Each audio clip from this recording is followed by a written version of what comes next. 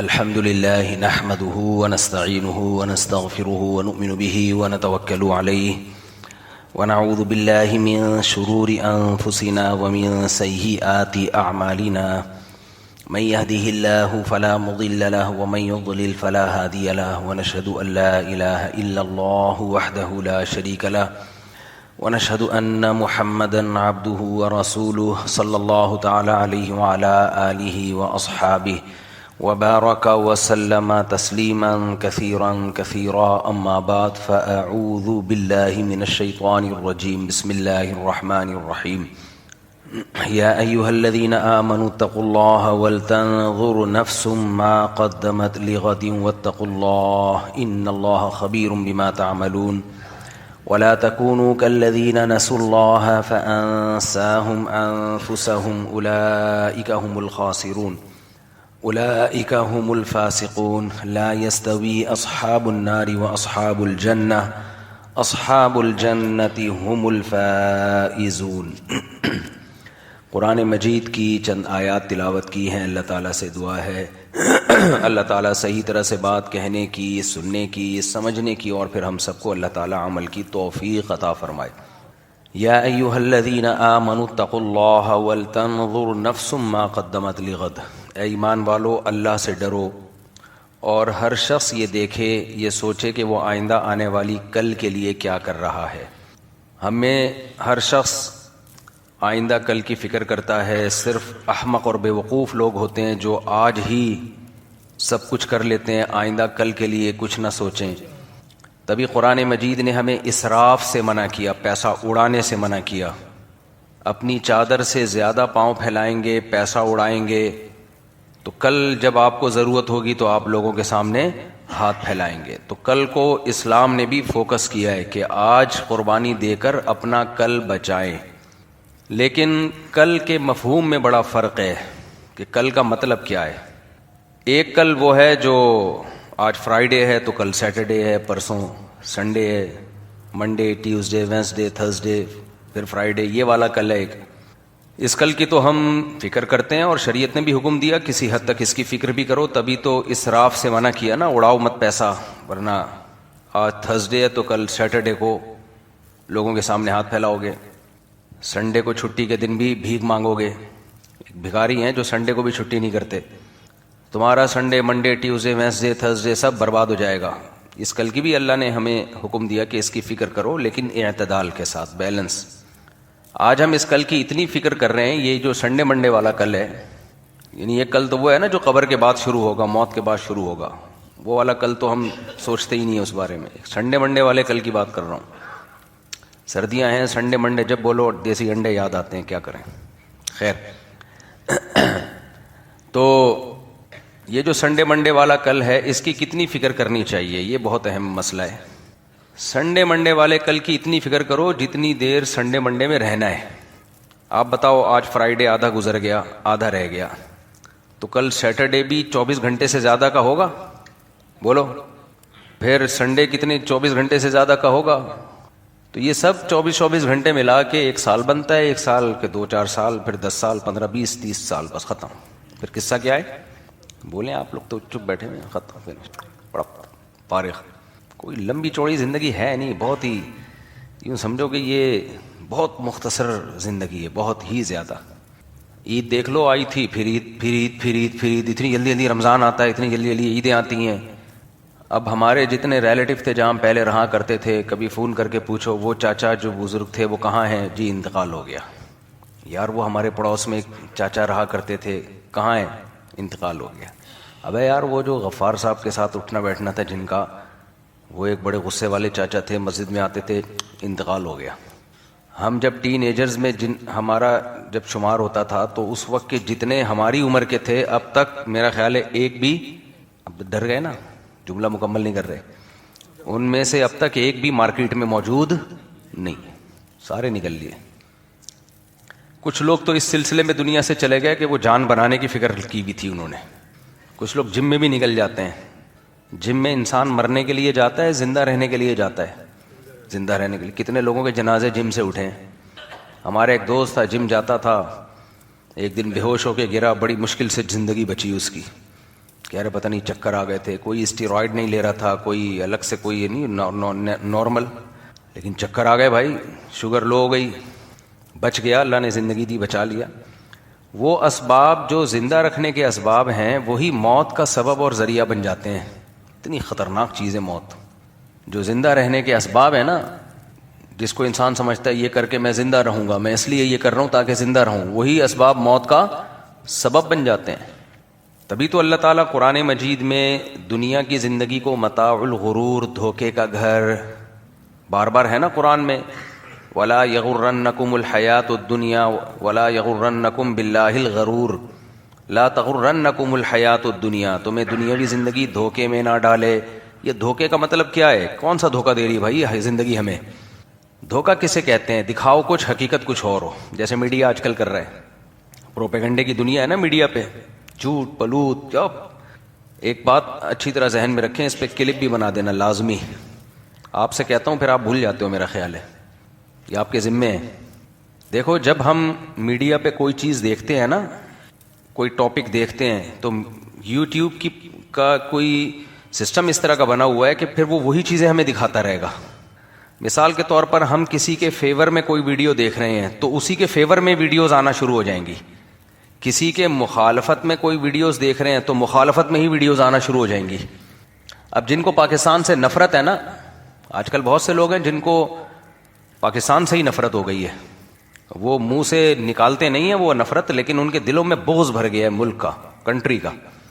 جیسے کچھ لوگوں کے دلوں میں اسلام سے نفرت ہے, لیکن وہ مولویوں پہ اپنی ٹھڑک نکال دیتے ہیں ساری. اسلام کو نہیں برا بھلا کہتے, ان کو پتہ ہے اسلام کو برا بھلا کہا تو لوگ مانیں گے نہیں, لوگ فوراً کہہ دیں گے یار یہ تو اسلام دشمن ہے. تو وہ ہر وقت علماء ایسے, علماء ویسے, مولوی ایسے, مولوی ویسے. ابے بھائی دین کا علم تو ہے ہی علماء کے پاس, انہی کی تم نے 2 ٹکے کی حیثیت نہیں چھوڑی تو کیا ڈاکٹروں سے سیکھے گا قرآن و سنت کا علم؟ تو بعض لوگوں کو یہ ہوتا ہے کہ وہ نفرت ان کو اسلام سے ہوتی ہے, لیکن ٹھڑک کہاں سے نکالتے ہیں وہ؟ ابھی ایک ہے مولانا طارق جمیل صاحب کی نقل اتار رہا ہے روتے ہوئے کہ دیکھو یہ کیسے کیسے لوگ ہیں, بڑی بڑی گاڑیوں میں گھومتے اور روتے کیسے ہیں.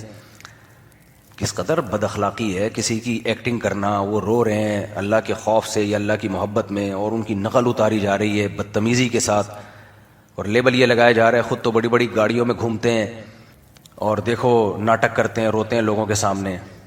ویسے یہ بڑے بااخلاق بنے پھرتے ہیں. بڑی بڑی گاڑیوں میں گھومنا کیا, اس سے کیا فرق پڑ جاتا ہے؟ حضرت عثمان کے 400 اونٹ تھے بھائی تجارت کے, اس وقت تو بڑی گاڑی اونٹ ہی تھی.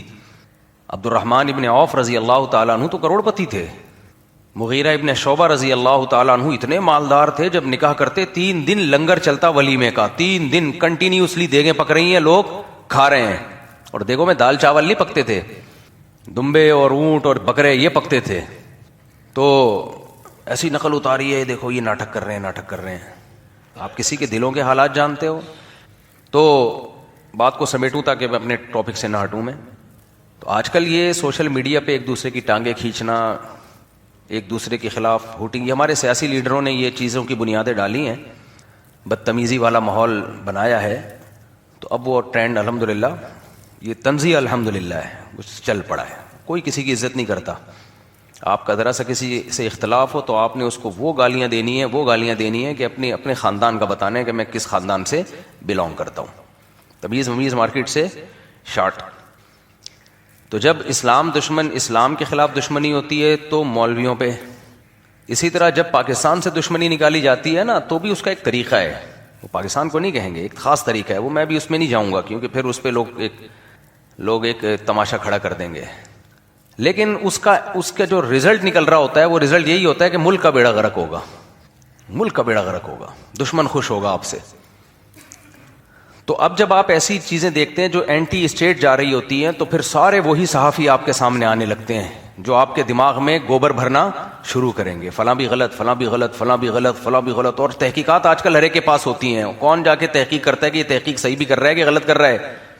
اتنی فیک تصویریں, اتنی فیک اسٹیٹمنٹ, اتنا فیک سب کچھ مارکیٹ میں چل رہا ہے کہ ہو یہ رہا ہے کہ جب آپ اینٹی اسٹیٹ چیزیں دیکھو گے تو وہی صحافی آئیں گے جو ملک کے خلاف بول رہے ہیں, اور وہ آپ کے دماغوں میں گوبر بھر رہے ہیں. اتنی نیگیٹیویٹی, اتنی منفیت کہ میں ایسے لوگوں سے کہتا ہوں مجھے ڈر لگ رہا ہے تم برین ہیمریج سے کہیں مر نہ جاؤ بھائی, کچھ مثبت بھی سوچ لو, تھوڑا سا پازیٹو سوچ لو. اور اگر آپ ملک کے فیور والی ویڈیوز دیکھنا شروع کریں گے تو پھر آہستہ آہستہ وہی ویڈیوز آئیں گی آپ کے سامنے. یوٹیوب دیکھتا ہے کہ یہ چاہتا کیا ہے, کیا دیکھنا چاہتا ہے یہ, اس لیے آپ کی ہسٹری سے پتہ چل جاتا ہے کہ آپ دشمن ہو یا ملک سے محبت کرتے ہو. آج کل کوئی فرشتوں کے لیے بہت آسان ہو گیا معاملہ. پہلے فرشتے لکھ رہے ہو, اب بھی لکھتے ہیں, لیکن فرشتے آپ صرف آپ کے یوٹیوب ہی دیکھ لینا پیج کھول کے تو اندازہ ہو جائے گا بھائی یہ کس طرف کو جا رہا ہے. سمجھتے ہو کہ نہیں سمجھتے ہو؟ تو اس کا نقصان کیا ہوتا ہے اس کو خوب اچھی طرح سمجھیں.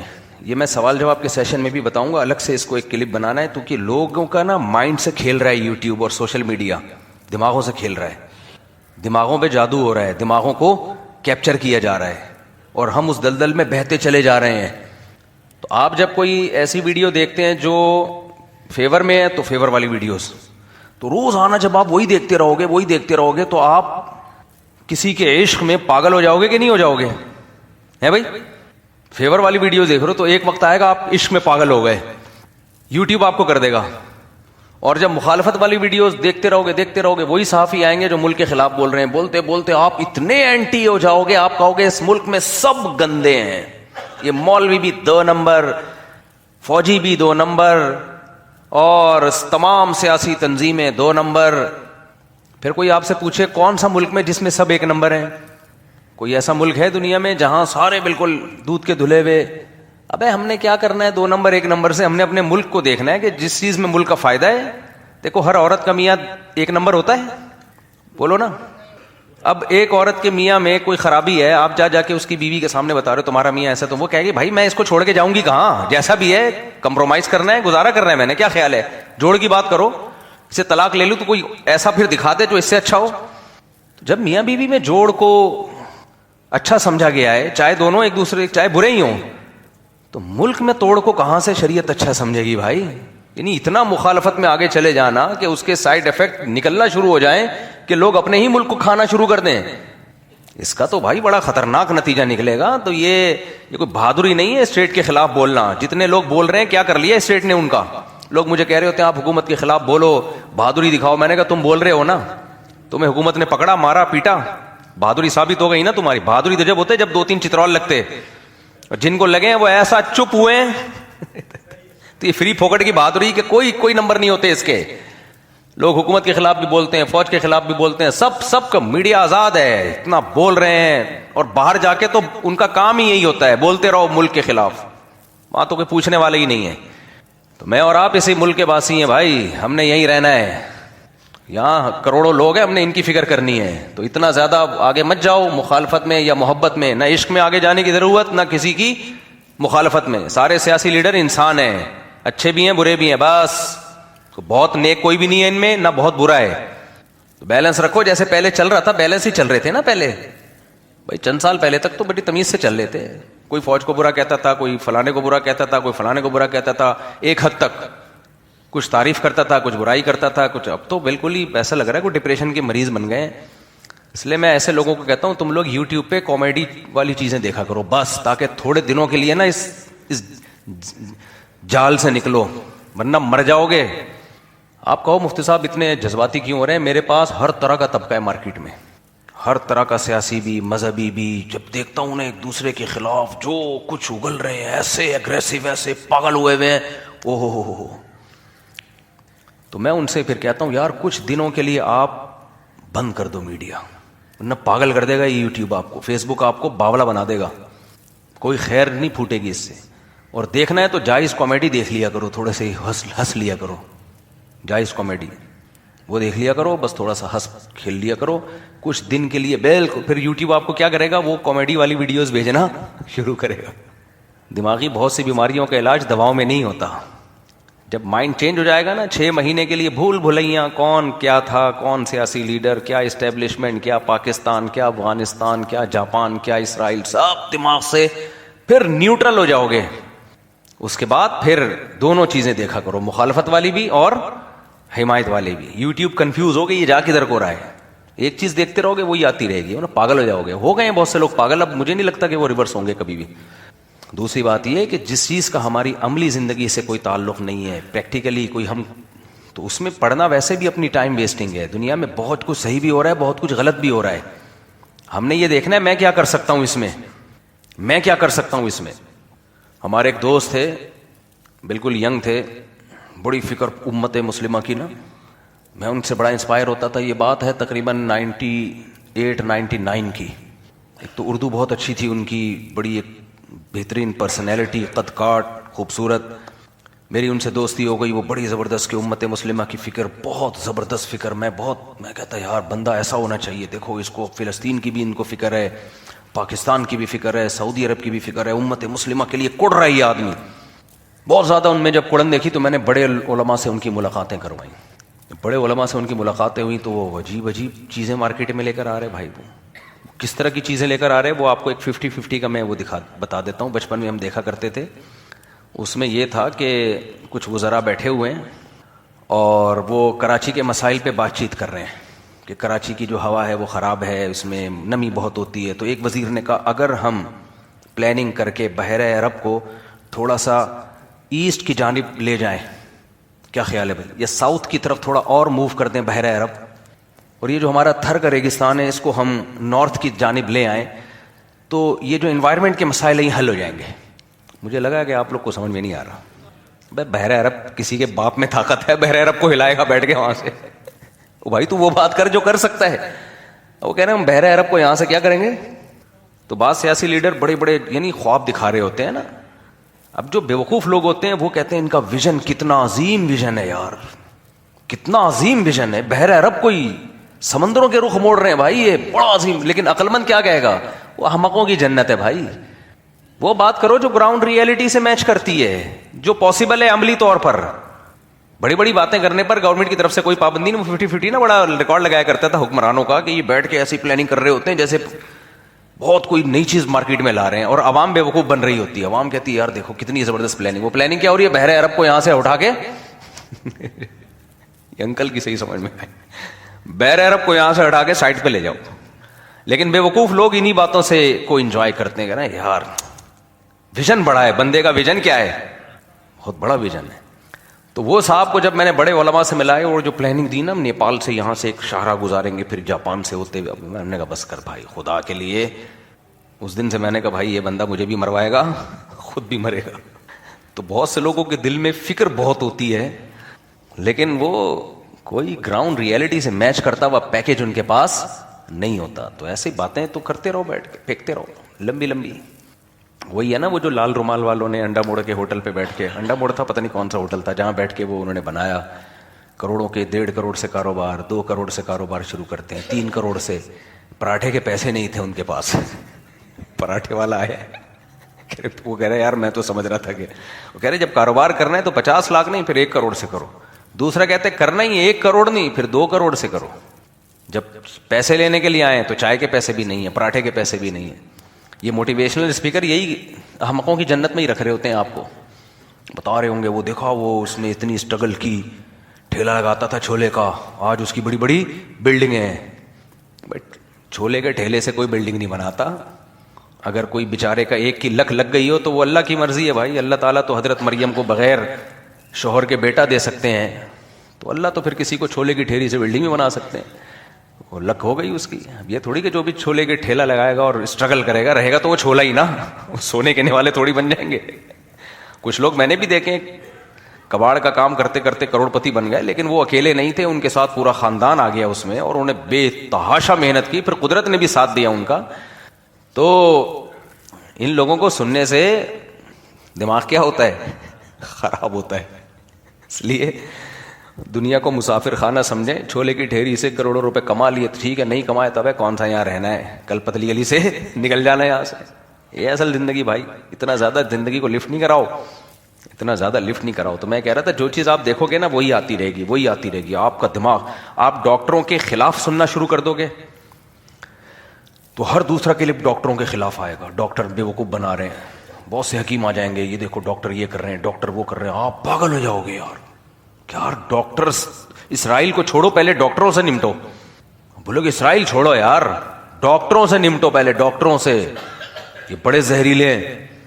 اور اگر آپ ڈاکٹروں کے فیور میں سننا شروع کرو گے تو آپ کو لگے گا یار یہ مولویوں سے جان چھڑاؤ، اصل تو کون ہے؟ اصل تو ہیں ہی ڈاکٹر. یوٹیوب وہ یہی کرتا ہے، وہ آپ کے مرضی کی چیزیں بھیجتا ہے جو آپ دیکھنا چاہ رہے ہو.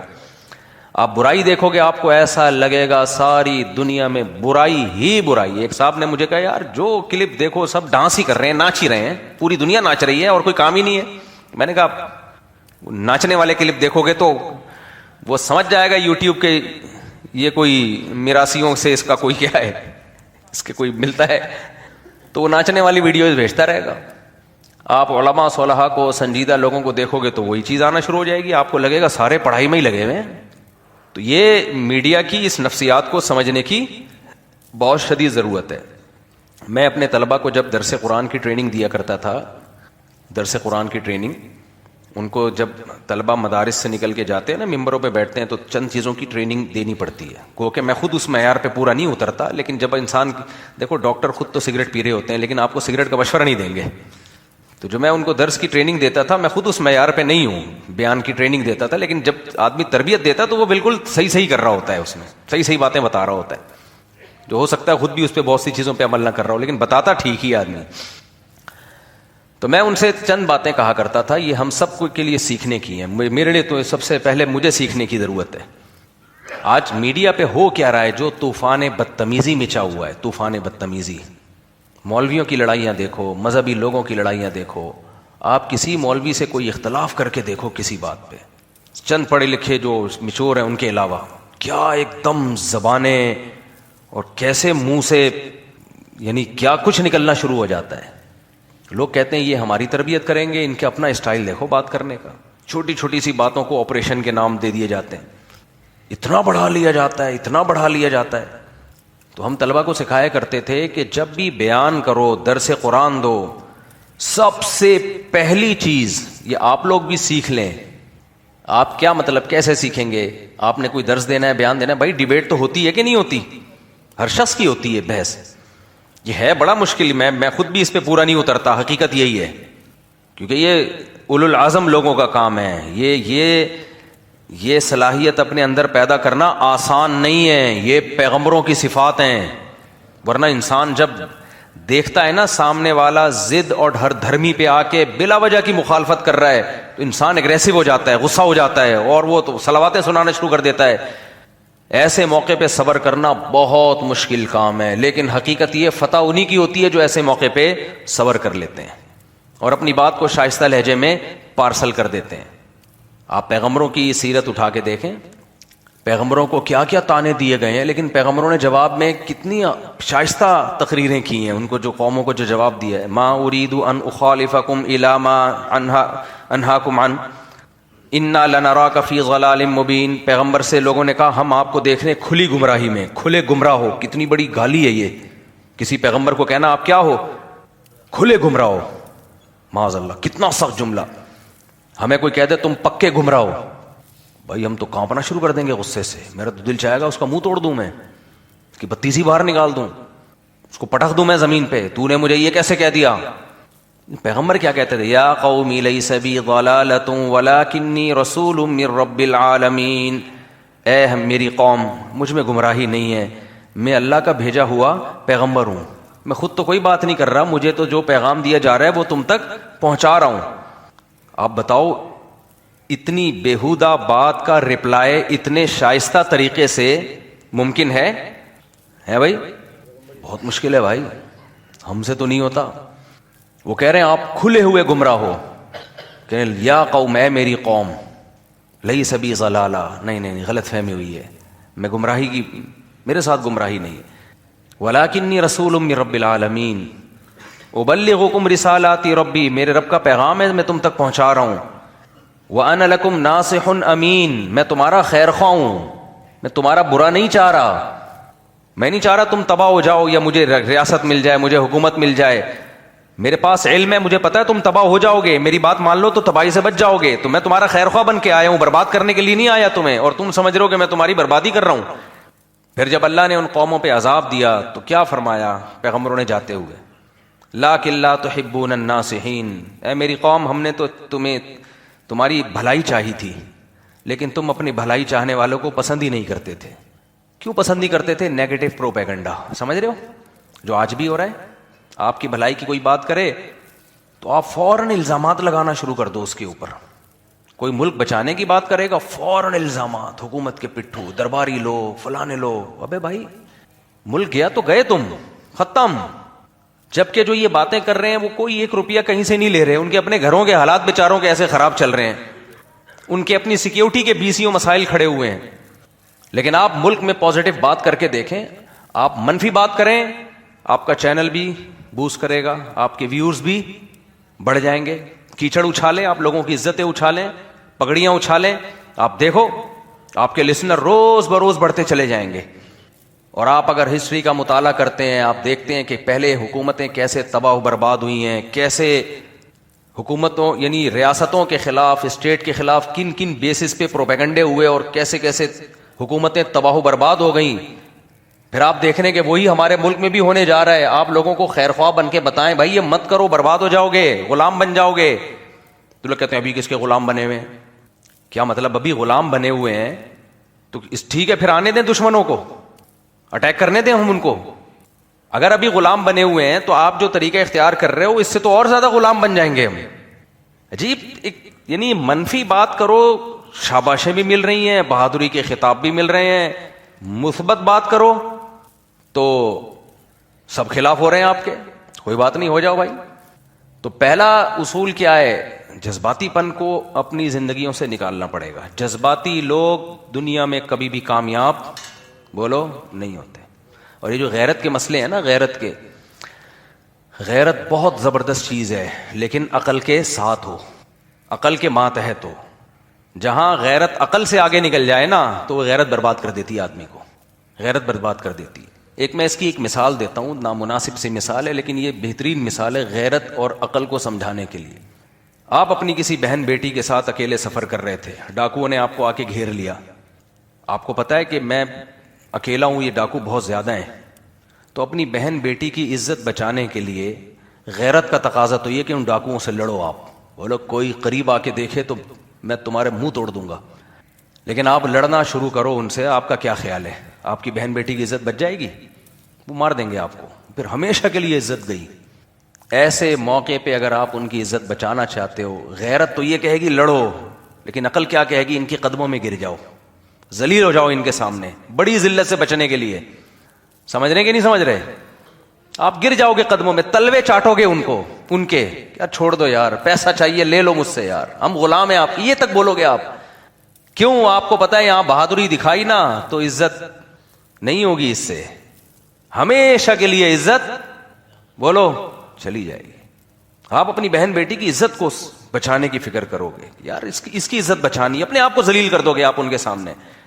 نہیں، غیرت مند آدمی کیا کرے گا؟ نہیں ہم کسی سے ڈرتے نہیں ہیں. اور ایسی تقریریں یوٹیوب پہ جائیں گی، لوگ کہیں گے یہ ہے غیرت مند، دیکھا بہن بیٹی کی خاطر جان دے رہا ہے، یہ ہے غیرت مند. یہ نہیں دیکھ رہے کہ جان دینے کا نتیجہ کیا نکل رہا ہے، جان دینے کا نتیجہ کیا نکل رہا ہے. وہ اٹھا کے لے گئے، اب تو کوئی دفاع کرنے والا بچا ہی کوئی نہیں. تو ہمارے ملک میں بھی کچھ ایسے غیرت مند پیدا ہو گئے ہیں جن کی غیرت ان کی ایک کھوپڑی سے. پھر میں جذباتی ہو رہا ہوں، جس سے میں منع کر رہا ہوں جذباتی نہیں ہوا کرو. تو میں تو خود کہہ رہا ہوں نا، مجھے خود ضرورت ہے تربیت کی. ہمارے بڑوں نے ہمیں سکھایا کہ کبھی بھی دعوے مت کرو، ہمیشہ طالب علم بن کے رہو. بھائی ہم سب سیکھنے والے ہیں، تبلیغ والے بھی یہی کہتے ہیں نا. ہم سب کیا ہیں؟ پھنستا وہ ہے جو بڑے بڑے دعوے کرتا ہے، جو دعوے ہی نہیں کرتا وہ کہیں پھنسے گا ہی نہیں. بولے گا ہم نے کب بولا تھا کہ بہت نیک ہیں. کیا خیال ہے بھائی؟ جو بڑے بڑے دعوے کرتے ہیں پھنستے تو وہ ہیں. تو غیرت میں ایسا کام مت کرو جو اس سے تمہارا بیڑا غرق ہو جائے. سمجھ رہے ہو؟ عقل استعمال کرو.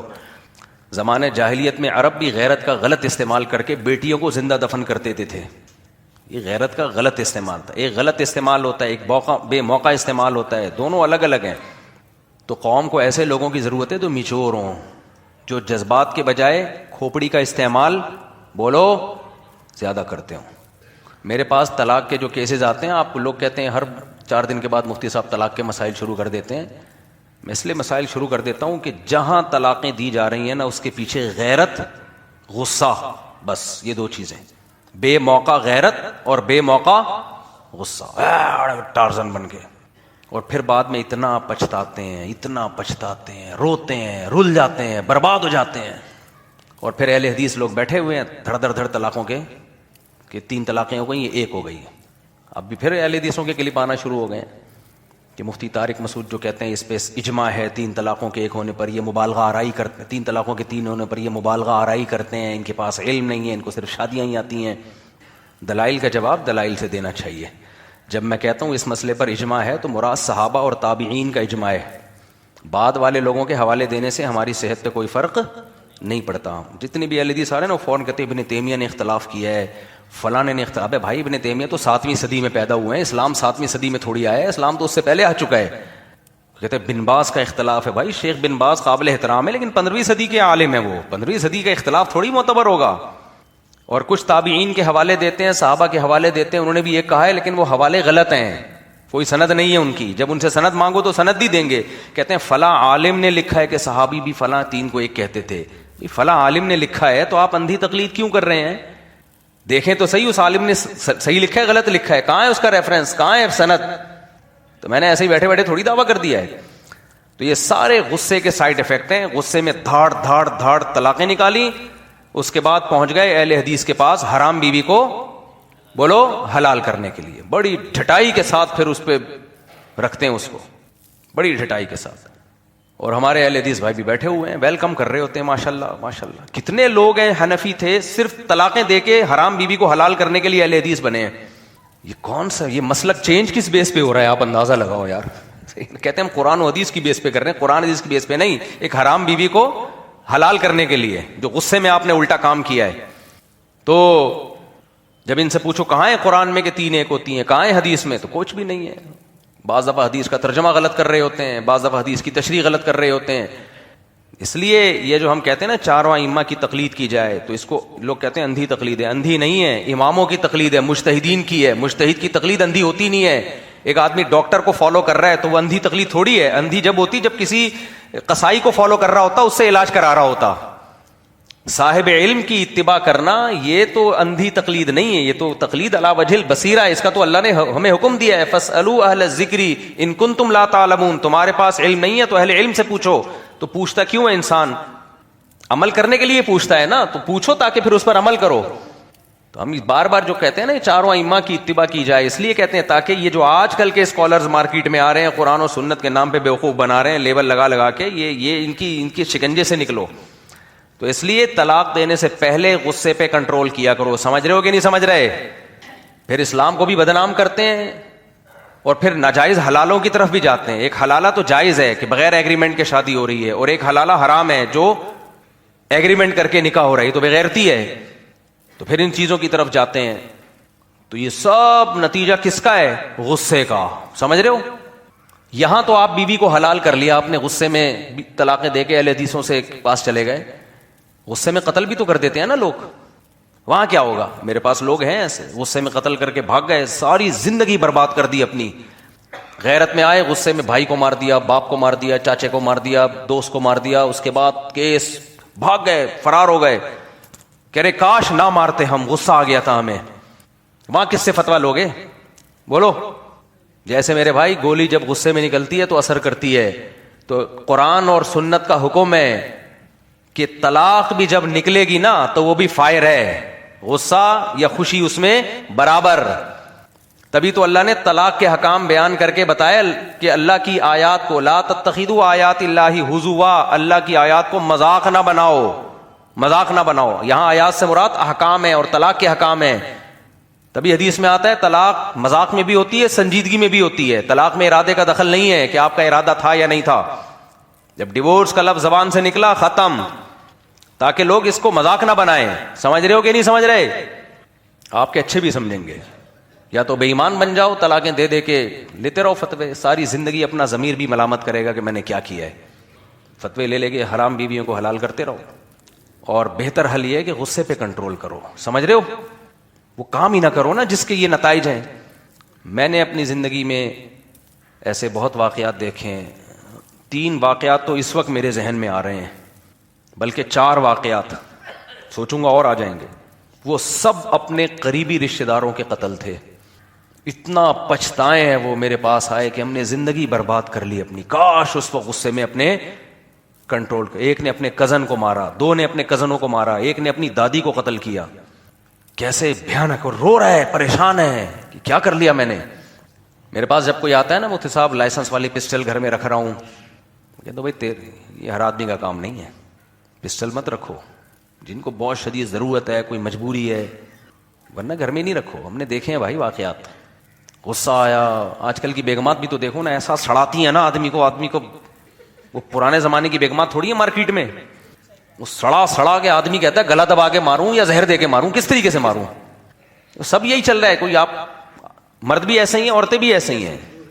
مرد جو اذیت دیتا ہے وہ الگ ہے، عورت بھی اذیت کم نہیں دیتی ہے، سب دے رہے ہیں ایک دوسرے کو، مرد بھی دے رہے ہیں، عورتیں بھی دے رہی ہیں۔ دین تھوڑی ہماری زندگی میں برداشت ختم، خوراکیں جو ہم کھا رہے ہیں اس سے برداشت تھوڑی آئے گی۔ ابھی پھر خوراکوں پہ آ جاؤں گا میں، چھوڑو رہنے دو۔ ڈبے کی چیزیں کھا رہے ہو میرے بھائی، ڈبے کا دودھ پی رہے ہو، اس سے تمہارے اندر برداشت نہیں ہوگی۔ کمپنی نوٹ چھاپ رہی ہے تم سے بیٹھ کے صحت کے نام۔ کل میں نے ایک ایڈ دیکھ رہا تھا، اس میں ابھی زیادہ ایڈ میں نہیں جاؤں گا، وہ کمپنی میرے خلاف کیس نہ کر دے۔ اس میں باقاعدہ ایک کیا بتاؤں، زیادہ تفصیل نہیں بتاتا، بس اتنا بتاتا ہوں۔ وہ ایڈ میں ایک بندہ کہہ رہا ہے کہ دیکھو تم جب ڈبے کا دودھ پیو گے تو اس میں بالکل بھی بیکٹیریا نہیں ہوں گے، کیونکہ اس کو بڑا ہائیجینک ہوتا ہے، وہ پیک کیا جاتا ہے، اس کو ایک ٹیمپریچر پہ گرم کیا جاتا ہے۔ جراثیم کی تو بس یوں سمجھ لو کہ ابھی کیا بولوں میں، ایسی کی تیسی کر دی۔ اور یہ تم کھلا دودھ لے رہے ہو، اس کا کیا بھروسہ ہے؟ اف، کیا ملا رہے ہیں، کیسے بیوقوف بنایا جا رہا ہے یار لوگوں کو۔ یہ کھلا دودھ آپ کھول کے رکھ دو، یہ جو کھلا دودھ ہے نا، یہ تھوڑا سا یہ والے دودھ میں ڈالو، یہ بھی نہیں خراب ہوگا۔ حقیقت ایک صاحب نے مجھے بتایا کہ میں یہ پیکنگ کا دودھ لے کے اپنے ڈرم میں ڈال دیتا ہوں، وہ دوسرے دودھ میں تھوڑا سا بھی ڈالو، کہہ رہے وہ بھی سیو ہو جاتا ہے۔ تو اس سے اندازہ لگاؤ، جس دودھ کو بیکٹیریا لفٹ کرانے کے لیے تیار نہ ہو، جراثیم بھی وہیں آتے ہیں جہاں انہیں کچھ ملتا ہے۔ سمجھ رہے ہو؟ میں تو یہ دیسی، میں کوئی ڈاکٹر نہیں ہوں نا، اس لیے میری تعبیرات دیسی ہوتی ہیں نا، دیسی۔ اب میں کوئی ٹھش پش انگلش تھوڑی وہ ماروں گا آپ کے سامنے، وہ میڈیکل پوری رپورٹ پیش کروں تو ڈاکٹر پیش کریں گے، جاؤ ان سے پوچھو۔ میں تو یہی بتاؤں گا کہ یار دیسی اسٹائل میں، کہ جس دودھ کو بیکٹیریا لفٹ کرانے کے لیے تیار نہیں ہے، کھلا رکھ دو، بیکٹیریا بھی نہیں آئیں گے، مکھیاں بھی نہیں آئیں گی۔ اس کا مطلب اس میں کچھ ہے ہی نہیں، بچا ہی نہیں ہے یار۔ ہم وہ دودھ پیتے ہیں کہ ہم نے نہیں پیا تو بیکٹیریا پی جائیں گے وہ سارا، اس کی خوشبو بیکٹیریا کو، مکھیوں کو بلاتی ہے۔ بولتے ہیں آؤ بھائی، کچھ لنگر بٹ رہا ہے، داتا دربار کی دیگ کا ڈھکن کھولا ہے یہاں پہ، تو اس لیے اس کو تازہ پی لو۔ ہم یہ کہتے ہیں کہ بیکٹیریا کو گھسنے کا موقع نہ دو، فریش ملک پیا کرو، اور وہ گائے پالے بغیر ممکن نہیں ہے۔ تو کوئی بات نہیں، اگر گائے نہیں پالتے تو دودھ والوں سے ہی خرید لو، اتنا برا نہیں ہوتا جتنا اس کو پروپیگنڈا کر کے برا بنا دیا ہے۔ پھر بھی یہ ڈبوں سے اچھا ہے، یہی خرید لیا کرو، چھان لو اس کو، بوائل کر لو، بس ختم۔ خیر، تو ہر آدمی غصے میں، بیگم بھی غصے میں، ذرا سی بات اس کی مرضی کے خلاف ہو جائے تو ایسے جیسے توے پہ بٹھا دیا اس کو کسی نے لے جا کے، ایسی ایگریسو غصہ، تو آدمیوں کو بھی پھر کنٹرول ختم۔ تو وہ جو گھر میں بندوق رکھتے ہیں، میں ان کو بولتا ہوں بھائی مت رکھے یار، غصہ آ گیا کہیں اپنے مار لے گا یا اس کے مار لے گا۔ آج کل خودکشیوں کا اتنا ٹرینڈ چل رہا ہے، کیونکہ میڈیا پہ یہی دیکھ رہے ہیں، فلاں نے مار دیا اپنے آپ کو، فلاں ڈراموں فلموں میں یہ سب چل رہا ہے۔ تو ایسا ہی ہوتا ہے، خواتین احتجاج کرنے کے لیے بات بات پہ خودکشی کی دھمکی دے دیتی ہیں، مرد خودکشی کی دھمکی دیتا ہے، میں یہ کر لوں گا، میں یہ کر لوں گا۔ اور انسان جس بات کو بار بار زبان سے ریپیٹ کرتا ہے نا، اس پر عمل اس کے لیے ہلکا ہو جاتا ہے۔ یہ خوب سمجھ لو، جس بات کو آپ زبان سے بار بار ریپیٹ کریں گے نا، تو شیطان کو موقع مل جاتا ہے پھر آپ سے وہ عمل کروانے کا۔ اس لیے اللہ کا بڑا فضل ہے کہ میں نے کبھی کسی کو خودکشی کی دھمکی نہیں دی، کوئی بھی ٹینشن ہوئی ہے نا، میں نے کبھی نہیں کہا کہ میں اپنے آپ کو مار دوں گا۔ الحمدللہ اللہ نے مجھے اس نحوست سے بچایا ہوا ہے، اس دھمکی، گناہ کی دھمکی۔ تو اللہ آئندہ بھی بچا کے رکھے۔ جتنی بھی ٹینشن ہوئی ہے، دوسرے کو ہی بولا ہے میں نے تیرے کو مار دوں گا، میں اپنے آپ کو الحمدللہ سیف گیم کھیلا ہے ہم نے۔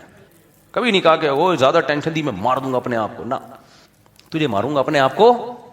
بالکل وہ والا لطیفہ پھر مجھے یاد آ رہا ہے یار، سنانے دو یار۔ دیکھو آپ لوگ گھر میں بھی رو رہے ہوتے ہو، ادھر آ کے بھی رو، ملک کی حالات دیکھ کے بھی رو رہے ہوتے ہو، تو لوگ پھر کہتے ہیں مفتی صاحب لوگوں کو ہنساتے ہیں۔ کیا کریں یار، اب آپ کو کہاں جاؤ گے آپ بتاؤ نا؟ گھر میں رو رہے ہو کہ نہیں رو رہے؟ جب میڈیا پہ جا کے ملک کی حالات دیکھتے ہو تو خوش ہوتے ہو یا روتے ہو؟ وہاں الگ رونا آتا ہے۔ اب ملک کی حالات دیکھو تو ٹینشن، اب میں یہاں بھی آپ کو جہنم کی آگ میں ڈالنا شروع کر دوں تو کہاں جاؤ گے آپ؟ خود سوچو نا، آپ تو یہاں سے بھی توے پہ بیٹھے بیٹھے گھر جاؤ گے، کوئلے بنے ہوئے، جا کے پھر طلاقیں ہی دو گے میرا خیال ہے، اور کچھ نہیں رہ گیا۔ قتل کرو گے، مارو گے، خودکشیاں کرو گے۔ اس لیے میں تھوڑا سا چاہتا ہوں کہ لوگ تھوڑا سا خوش رہ کے سیکھ لیں کچھ چند باتیں، تو کیا خیال ہے، اچھا ہو جائے گا، ٹھنڈے ہو گئے ہیں یہاں۔ تو تو میں وہ جو بندوقیں رکھتے ہیں گھر میں پسٹل رکھتے ہیں میں ان سے کہتا ہوں میرے بھائی نہیں دیکھو اسلحہ تو رکھنا چاہیے ڈکیتوں کو مارنے کے لیے نا. جو جذباتی لوگ ہوتے ہیں وہ بیویوں کو مار دیتے ہیں, وہ ڈکیتوں کو کم. بھائی ہر مسلمان کو نہیں رکھنا چاہیے, پہلے میڈیکل ٹیسٹ کرانا چاہیے اپنا, دماغی ٹیسٹ. یہ کہہ رہے ہیں بھائی اسلحہ تو ہر مسلمان کو رکھنا چاہیے, مسلمان کا زیور ہے, بہت اچھی بات ہے, لیکن مسلمان آج کل مسلمان رہا کہاں ہے؟ ڈپریشن, اسٹریس, غصے میں پاگل, یہ تو فیشن ہے آج کل, نوجوانوں کا فیشن ہے. میں غصے میں پاگل ہو جاتا ہوں, پھر میں نہیں دیکھتا سامنے کون ہے. ابے تو سرٹیفائڈ گدھا ہے, اور اس گدھے پن کو دنیا کو دکھا بھی رہا ہے کہ میں گدھا ہوں, شو مار رہا ہے. جس برائی پہ لوگ شو مارنا شروع کر دیں تو سمجھو یہ برائی سوسائٹی میں فیشن بن کے پھیل گئی ہے. ایسے کوئی نہیں شو مارے گا مجھے جتنا بھی غصہ آئے میں پاگل نہیں ہوتا غصے میں, یہ ڈائلاگ کسی فلم میں چلے گا ہی نہیں. ایسا بندہ, ایسا ہیرو لڑکیوں کو پسند ہی نہیں آئے گا. اب دیکھو نا, اگر میں جتنا بھی غصہ آئے میں پاگل نہیں ہوتا, بات میں وہی کرتا ہوں جو سنجیدگی کی بات ہوتی ہے, جو صحیح بات ہوتی ہے. جیسے ہمارے نبی صلی اللہ علیہ وسلم نے کیا فرمایا, فرمایا غصے میں بھی اس زبان سے حق کے سوا کچھ بھی نہیں نکلتا. اللہ کے نبی صلی اللہ علیہ وسلم کو اپنے آپ پر کنٹرول تھا, فرمایا غصے میں حق کے سوا کچھ نہیں نکلے گا اس زبان سے. میں اور آپ تو غصہ ہوتے ہیں, اٹھا اٹھا کے چیزیں پھینکتے ہیں. کبھی دیکھا سیرت نبوی میں نبی صلی اللہ علیہ وسلم کے چہرے پہ جب غصے کے آثار ہوتے, آپ کا چہرہ انار کی طرح سرخ ہو جاتا, اتنا شدید غصہ, لیکن آپ کی زبان سے کوئی نازیبا کلمہ نہیں نکلتا. غصے میں ہی تو پتہ چلتا ہے میرے بھائی کہ کتنے پانی میں ہو. تو میں ان لوگوں کو کہتا ہوں وہ بندوقیں نہ رکھیں, ڈاکو سے لڑیں نہ لڑیں, ایسا نہ ہو ایک دوسرے کو مار دیں. ایسے واقعات ہمارے علم میں آئے ہیں. ہاں جو اب جن کو کنٹرول ہے اپنے اوپر وہ حفاظت کے لیے کراچی میں تو ضرور رکھیں, کیونکہ ڈاکوؤں کا راج ہے کراچی میں, اور بظاہر قریب لگ نہیں رہا کہ یہ راج کبھی ختم ہوگا. مستقبل قریب میں تو نہیں ایسا ہمیں نظر آ رہا. تو اس لیے رکھیں, ماریں ڈاکو کو, تو ڈاکو کو ماریں. تو پہلا کام کیا کرنا ہے بھائی, جب بھی کسی سے ڈیبیٹ ہو, یہ میں اپنے لیے بھی کہہ رہا ہوں, اللہ مجھے بھی توفیق دے, جو مجھ سے عمل نہیں ہوتا لیکن پھر میں توبہ استغفار کرتا ہوں کہ آئندہ احتیاط کروں گا. سیکھتے سیکھتے انسان سیکھتا ہے نا بھائی, ماں کی گود سے قبر تک سیکھو, کیا خیال ہے؟ تو جذباتی نہیں ہونا چاہیے اس سے. اچھا, غصے کے بارے میں بڑی زبردست بات کسی نے کہی ہے کہ غصہ پتہ ہے کیا چیز ہے؟ دوسرے کی حماقت کی سزا اپنے آپ کو دینا. غصہ اپنی حماقت پہ آتا ہے یا دوسرے کی حماقت پہ آتا ہے؟ بولو نا. اور پگھلتا کون ہے؟ ہم ایسے کانپ رہے ہوتے ہیں. حماقت اس نے کی ہے اور سزا کس کو مل رہی ہے؟ شوگر, بلڈ پریشر, یہ دو بڑی بیماریاں ہیں ہماری سوسائٹی میں, اور ان تمام دو بڑی بیماریوں کے پیچھے غصہ ہے. خامخواہ کی اسٹریس لے رہا ہوتا ہے نا آدمی غصے میں, نارمل تھوڑی ہوتا ہے. تو اب کیا کریں یار, خواتین سے میں ایک گزارش کروں گا. میں گزارش تو کر سکتا ہوں نا, آرڈر تو نہیں دے سکتا. دیکھو مردوں میں غصہ ہمیشہ سے رہا ہے, پہلی دفعہ نہیں ہے. عورتیں ہمیشہ سے مردوں کے غصے کو برداشت کرتی رہی ہیں. ان کو پتا ہوتا ہے ابھی غصہ ہے, تھوڑی دیر میں ٹھنڈا ہو جائے گا. یہ آدمیوں میں رہا ہے. ہم تو یہی مشورہ دیتے ہیں کہ مت کرو غصہ, لیکن یہ 100% ختم ہوتا نہیں ہے, یہ رہے گا. جس کو اللہ سربراہ بناتا ہے نا, جس کو تھوڑا سا کوئی عہدہ دیتا ہے, تو وہ تھوڑا بہت اس میں اکڑ ہوتی ہے. بادشاہوں میں ہمیشہ سے اکڑ رہی ہے کہ نہیں رہی ہے؟ حکمرانوں میں ہمیشہ سے اکڑ رہی ہے. جب بھی کوئی عہدہ ملتا ہے تھوڑی بہت اکڑ آتی ہے انسان میں, یہ انسان کی فطرت ہے. بہت کم ہوتے ہیں ایسے متواضع اللہ والے جو اتنا اونچا عہدہ ملنے کے بعد بھی ان میں بہت زیادہ تواضع ہو. یہ تو 100 میں 1 ہوتے ہیں نا, ان ایک کو دیکھ کے تھوڑی قانون بنایا جاتا ہے, قانون تو 99 کو دیکھ کے بنایا جاتا ہے.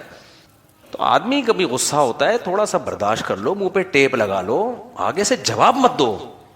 تھوڑی دیر میں انشاءاللہ ٹھیک ہو جائے گا وہ, بلکہ اس کو خود احساس بھی ہو جاتا ہے کہ یار میں زیادہ غصہ کر گیا. وہ خود بخود اس کی تلافی کرے گا, اس کو اپنی غلطی کا احساس ہوگا تھوڑی دیر میں. لیکن وہ تلافی ایسے نہیں کرے گا آپ سے سوری کرے, سوری بھی نہ کرواؤ اس سے. بہت غصہ آئے گا خواتین کو میری یہ باتیں سن کے, لیکن وہی بات ہے نا, احمقوں کی جنت میں رکھو گے تو لوگ واہ واہ کرتے ہیں. گراؤنڈ جو ریئلٹی کی بات کرے گا لوگ اس کو نہیں مانتے. میں ریئلٹی کی بات کر رہا ہوں. معافی مت منگواؤ اپنے شوہر سے, آپ نے غلطی کی, سوری کرو, بری بات ہے, چھوڑ دو, کوئی سوری واری نہیں, بس آئندہ خیال کرے گا, ختم.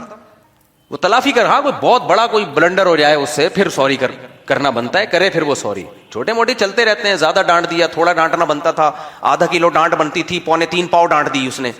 یہی غلطیاں ہو رہی ہوتی ہیں گھروں میں.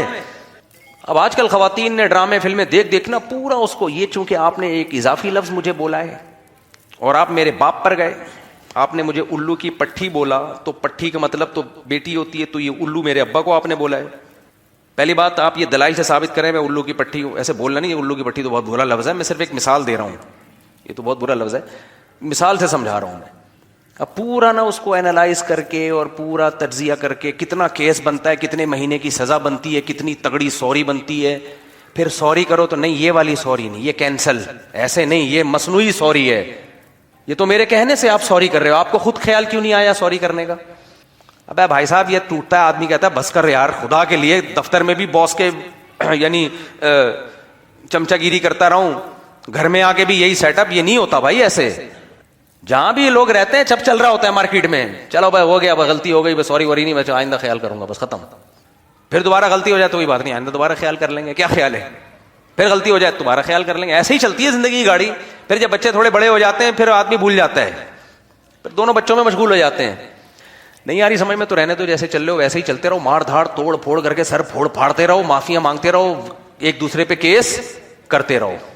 اپنے ابا اماں سے پوچھو کیسے کامیاب زندگیاں گزاری ہیں, یا اپنی ماؤں سے پوچھ لو کہ تمہاری اماں نے بھی تمہارے ابا کے ساتھ یہی سلوک کیا تھا جو تم اپنے میاں کے ساتھ کر رہی ہو. اگر یہ سلوک کیا ہوتا اسی وقت علیحدگی ہو چکی ہوتی. تو آدمیوں میں غصہ ہوتا ہے بھائی, تھوڑا سا عورت کو چاہیے تھوڑا سا برداشت کر لے, بڑے حقوق تو اس سے مل رہے ہیں نا. ہاں جو بیسک حقوق ادا نہ کر رہا پھر میں نہیں مانتا, پھر میں اس آدمی کو آدمی نہیں مانتا ہوں. وہ آدمی نہیں ہے, وہ پجامہ ہے. اس سے بہتر ہے کسی پتلون سے شادی کر لیتی, کسی شرٹ سے شادی کر لیتی. بیسک حقوق کیا ہے؟ بنیادی نان نفقہ تو دینا, گھر کا کرایہ, گیس بجلی کا بل, یہ تو بیسک چیزیں ہیں نا. یہی نہیں دے رہا کمبخت, تو کیوں پالا ہوا ہے بھائی تم نے ایک بندہ؟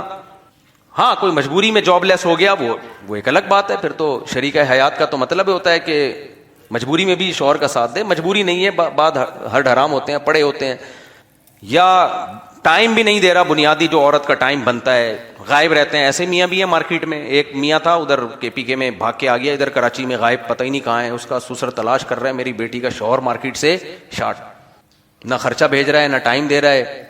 ایسے میاں کا ہم یہ نہیں کہتے کہ وہ سوری کر لیں تو کوئی بات نہیں نا, ان کے تو لگاؤ چترول کم بختوں کو, ان کو تو چترول لگاؤ.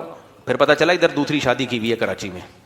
اب کسی کو پتہ نہیں چلے گا, قصہ ریٹائر ہو گیا اس لیے میں بیان کر رہا ہوں. ادھر کراچی میں سیکنڈ میرج کی ہوئی تھی, گل چھڑے اڑا رہا تھا اس لڑکی کے ساتھ, اور پہلی والی کو 6 مہینے سے پتہ ہی نہیں کہاں ہے, وہ تلاش کر رہے ہیں, بتا بھی نہیں رہا, فون بند, نمبر چینج. تو ایسا آدمی یہ آدمی نہیں ہے, یہ پجامہ ہے, یہ کیا ہے, یہ آدمی نہیں. تو ایسے آدمیوں کے بارے میں وہ پھر میں وہ لطیفہ رہ گیا. خیر اب ٹاپک کو جلدی سے کمپلیٹ کرتا ہوں, وقت تھوڑا ہے. تو پہلی بات یہ کہ بھائی غصہ نکالو. سوشل میڈیا پہ بھی ایک دوسرے کو گالیاں دینا, درباری اور برا بھلا اور منحوس, استغفر اللہ, ایسے الفاظ ہیں مجھے یہاں ممبر پہ نقل کرتے ہوئے بھی برا لگ رہا ہے. وہ یہ گھر میں کے لیے رکھو, یہ سب چیزیں کہاں کے لیے رکھو, یہ گھروں کے پیکج ہیں, بند کمرے کے. یہ گھر سے باہر یہ گالیاں بولو نا, یہ گھر سے باہر مت لے کر آؤ. سوشل میڈیا پہ نہ بتاؤ کہ ہم کس خاندان سے ہمارا تعلق ہے. جب آپ یہ گالیاں دیتے ہو تو اس سے لوگ, پڑھے لکھے لوگ کہتے ہیں کہ یہ جو دے رہے ہیں نا گالیاں, ان کے کوئی تربیت وربیت کا تھوڑا سا فقدان معلوم ہوتا ہے. تو جذباتی مت ہوا کرو. دوسری بات یہ میں طلبہ کو ہم سکھایا کرتے تھے اور خود بھی سیکھنے کی کوشش کرتے تھے. اب تک سیکھے نہیں, سیکھ جائیں گے انشاءاللہ.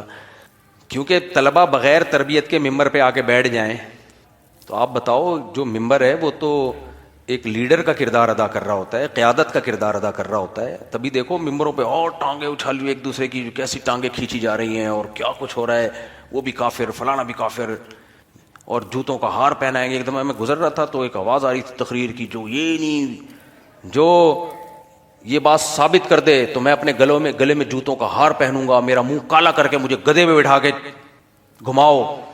میں نے کہا یار یہ مسجد ہے, یہ کیا ہے یار. خیر تو ایک بات تو یہ کہ بھائی لب و لہجہ کیا ہونا چاہیے. دوسری بات یہ کہ جب بھی کوئی بات کرے انسان, خیر خواہانہ جذبہ ہونا چاہیے. سامنے والے کو لگے کہ یہ میری خیر خواہی چاہتا ہے, یہ مجھے نیچا دکھانا نہیں چاہتا. آج کل ہم جو ڈیبیٹ کر رہے ہیں اس میں فتح مقصد ہوتا ہے کہ میں جیت جاؤں یہ جنگ, سمجھ رہے ہو, میں اس بحث میں کیا ہو جاؤں, جیت جاؤں. انبیاء کا یہ طریقہ نہیں تھا کہ ہم جیت جائیں.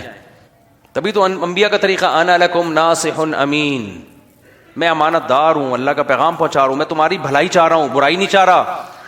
ابراہیم علیہ السلام نے اپنے والد کو جب تبلیغ کی ہے تو کیسے تبلیغ کی ہے؟ مقابلے پہ تھوڑی آئے ہیں. یا ابتی، اے میرے پیارے ابا، لم تعبد ما لا يسمع ولا يبصر ولا يغني عنك شيئا، آپ ان کی عبادت کیوں کر رہے ہیں جو نہ دیکھ سکتے ہیں، نہ سن سکتے ہیں، نہ آپ کو کوئی فائدہ پہنچا سکتے ہیں. پھر آگے سے ابا نے دھمکیاں دی ہیں تو سلام علیک، آپ پر سلامتی ہو. ساستغفر لك ربی، میں اپنے رب سے آپ کے لیے دعا کروں گا. میرے بس میں تو یہی ہے، سمجھانا اور دعا کرنا. مان نہیں رہے ہیں ان کی بات، لیکن انداز دیکھو. ہم جب کہیں بحث شروع کرتے ہیں تو ایک دم جو صورت بنتی ہے وہ ایسا لگتا ہے دو پہلوان اکھاڑے میں اتر چکے ہیں، اب دیکھتے ہیں یہ کشتی جیتتا کون ہے. سمجھتے ہوگے نہیں سمجھتے؟ مولویوں میں بھی ایسے ہی ہے، ڈاکٹروں میں بھی ایسے ہی ہے، سیاست دانوں میں تو کوٹ کوٹ کے بھرا ہوا ہے. سیاست دان نے تو جتنا بیڑا غرق کیا ہے نا اس ملک کا، سیاست دانوں نے.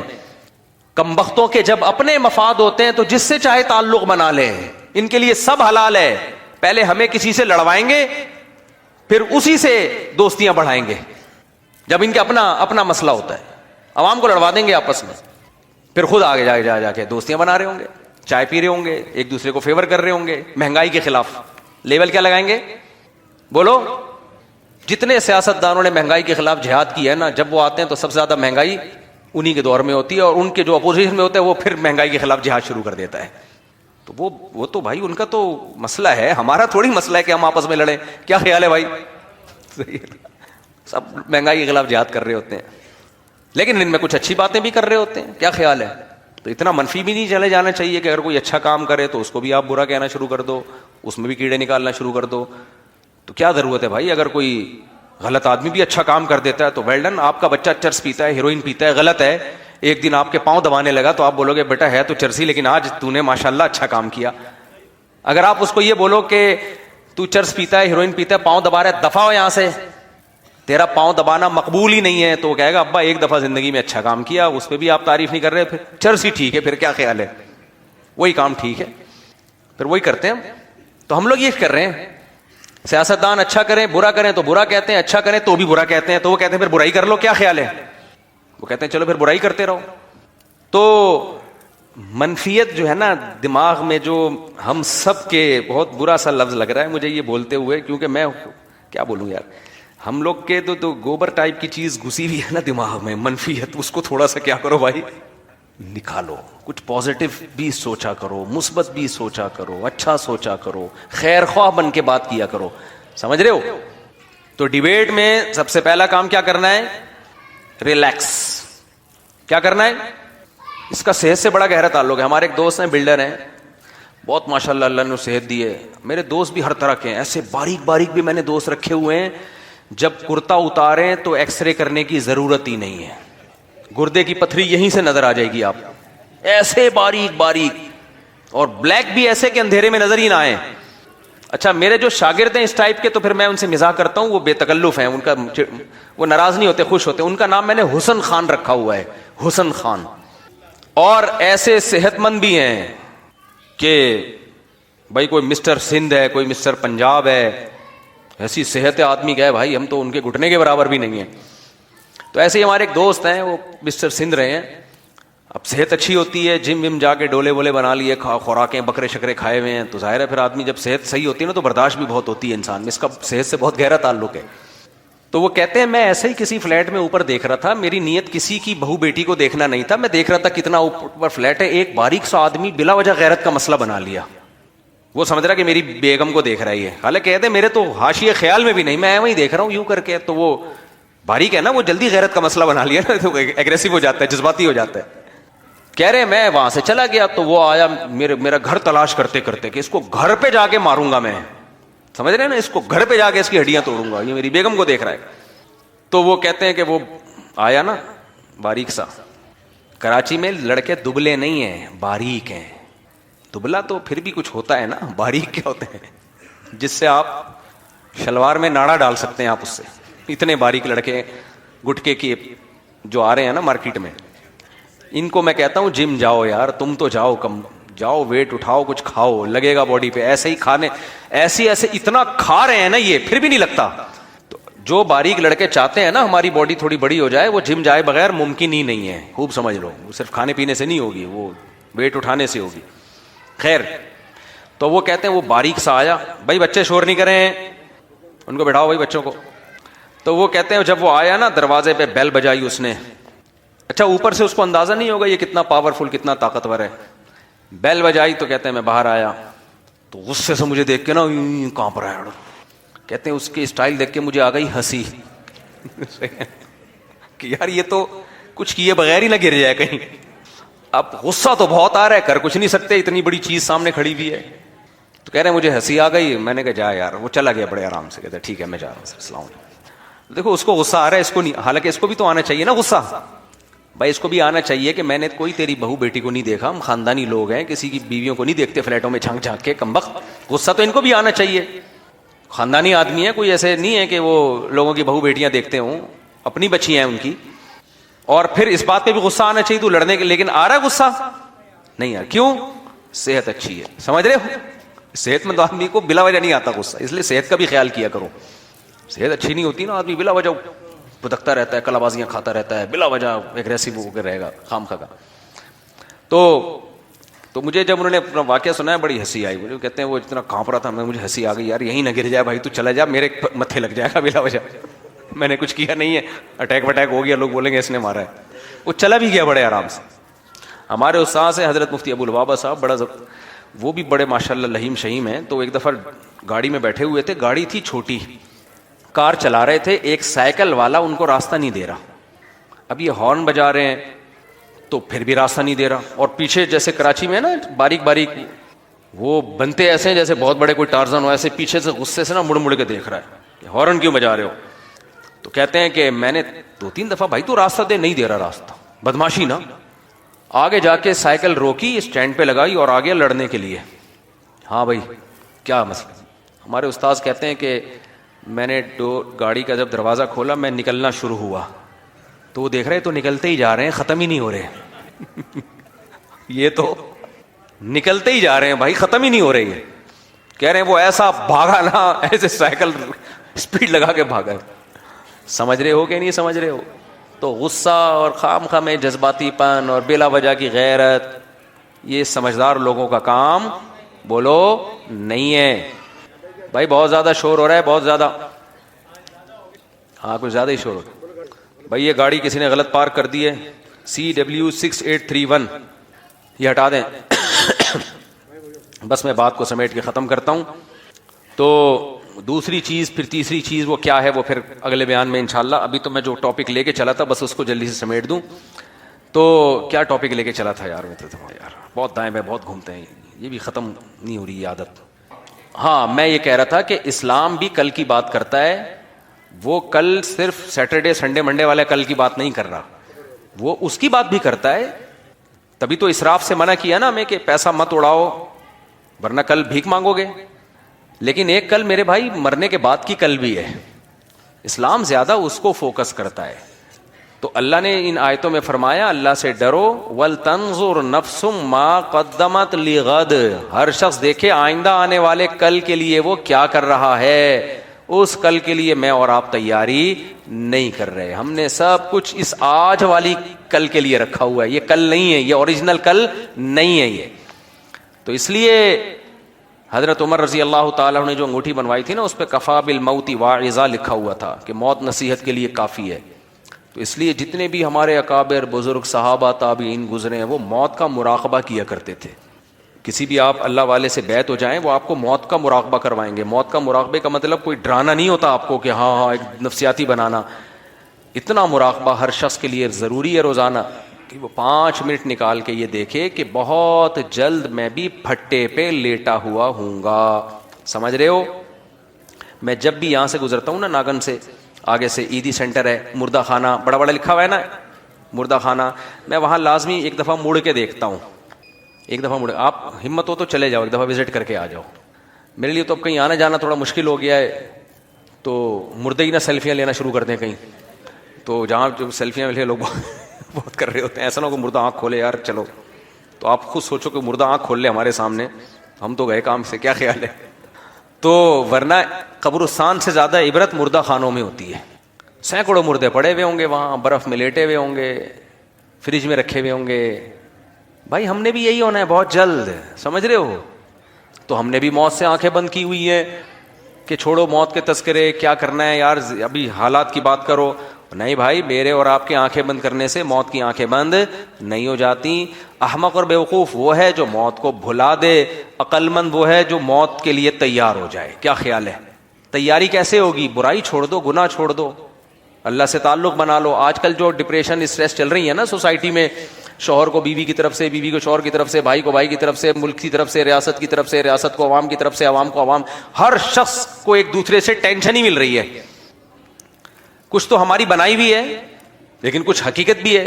تو اتنی ٹینشنوں میں اللہ سے تعلق کے بغیر آپ نہیں رہ سکتے.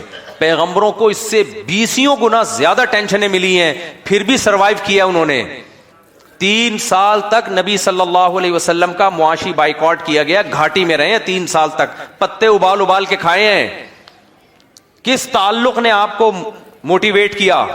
اللہ سے تعلق نے. تبھی تو قرآن کہتا ہے کہ وَاسْتَعِينُوا بِالصَّبْرِ وَالصَّلَاةِ، نماز اور صبر سے مدد طلب کرو. تو نماز سے اللہ کا تعلق بنتا ہے. تو جتنا نماز سے انسان کا اللہ سے تعلق بنتا ہے اور اس تعلق کے نتیجے میں اس کی زندگی میں خوشیاں آتی ہیں، اتنا کسی چیز سے نہیں آتی خوشیاں. لوگ سمجھتے ہیں مولانا لوگ عجیب عجیب باتیں کر رہے ہوتے ہیں، ہم تو نماز پڑھتے ہیں، کوئی خوشی نہیں آ رہی ہوتی. بھائی پڑھتے کہاں ہیں؟ وہ تو ایک فارمیلٹی پوری ہو رہی ہوتی ہے.